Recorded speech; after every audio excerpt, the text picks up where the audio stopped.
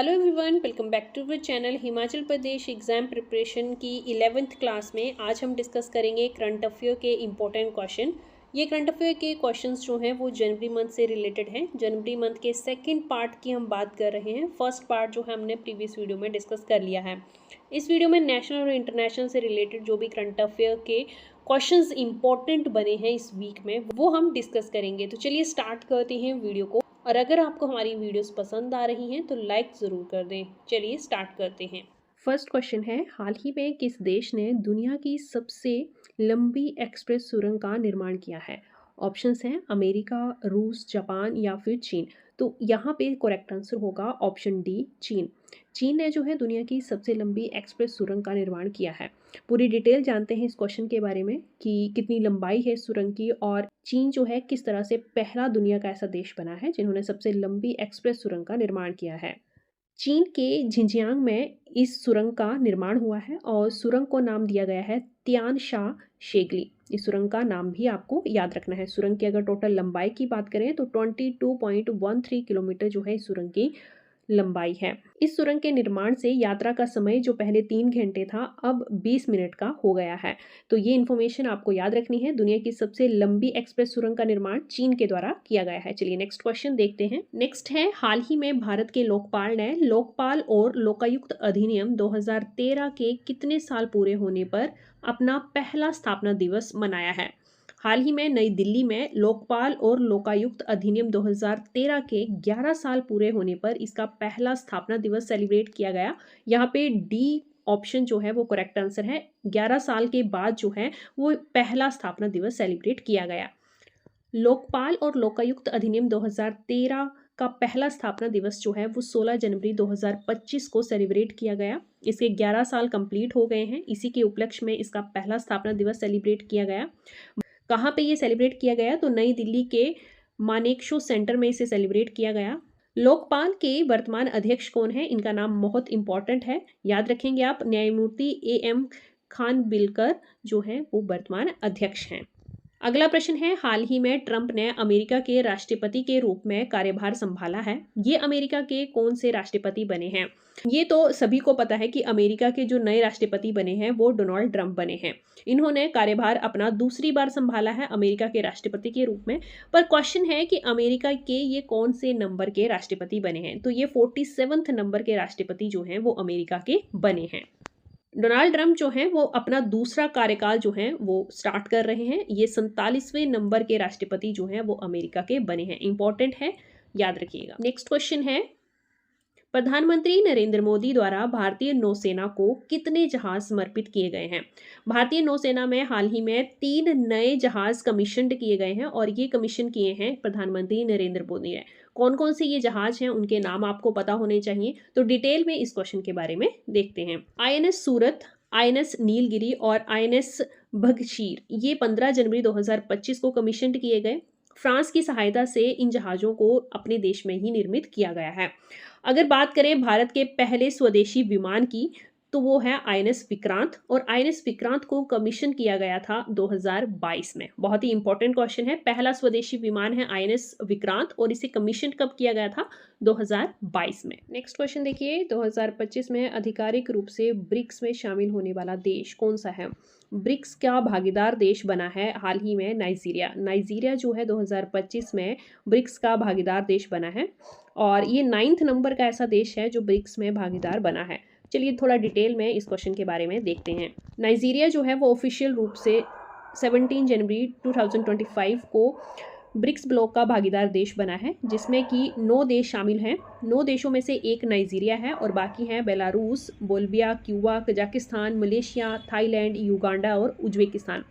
यहाँ पे ये ब्रिक्स ब्लॉक के भागीदार बने हैं। ध्यान रखिएगा, भागीदार देश हैं, ना कि मेंबर बने हैं। नाइजीरिया अफ्रीका की सबसे बड़ी अर्थव्यवस्था है और विश्व का छठा ऐसा देश है जिसकी सबसे अधिक जनसंख्या है। ब्रिक्स की स्थापना 2009 में की गई थी। 4 देशों ने मिलकर इसकी स्थापना की थी, ब्राज़ील, रूस, भारत और चीन ने।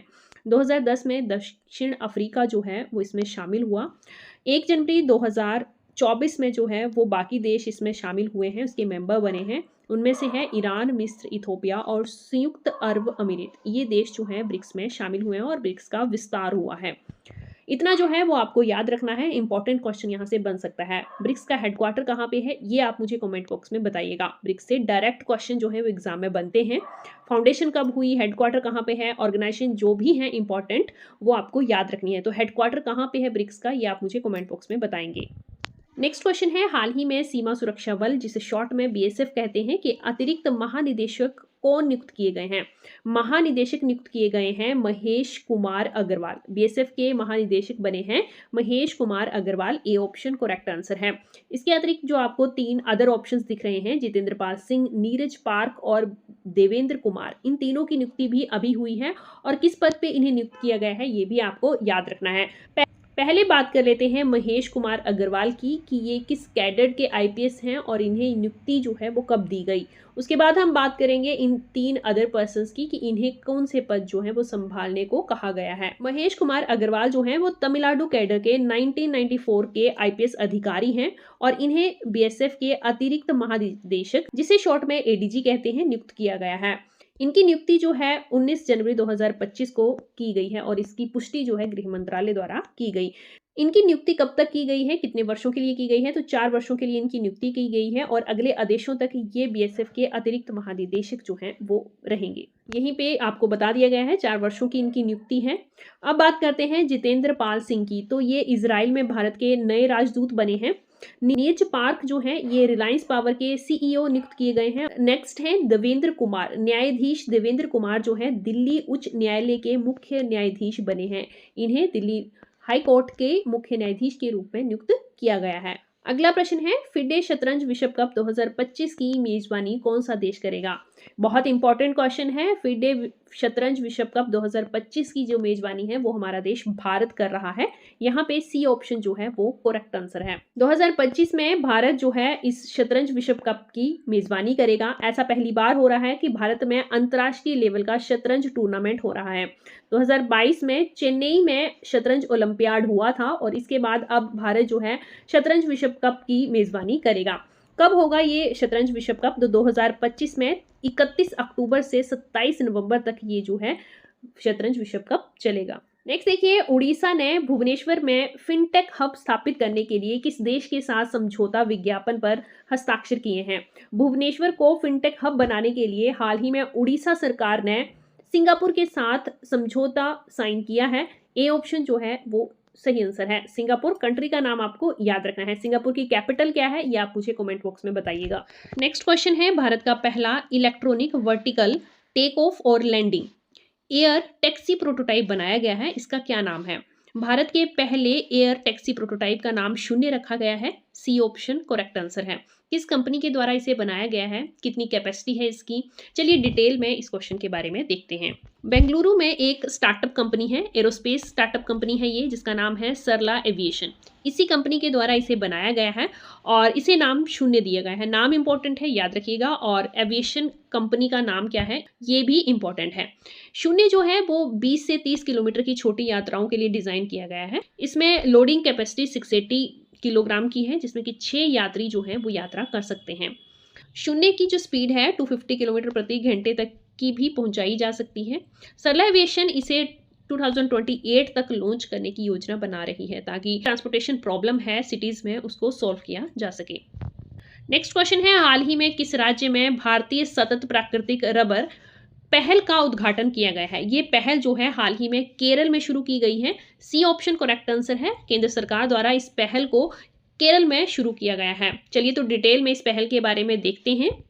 21 जनवरी 2025 को केरल में ये पहल शुरू की गई है। इस पहल का जो मेन फोकस है वो है स्थायी रबर उत्पादन को वैश्विक स्तर तक पहुंचाना, इसीलिए इस पहल को यहाँ पे शुरू किया गया है।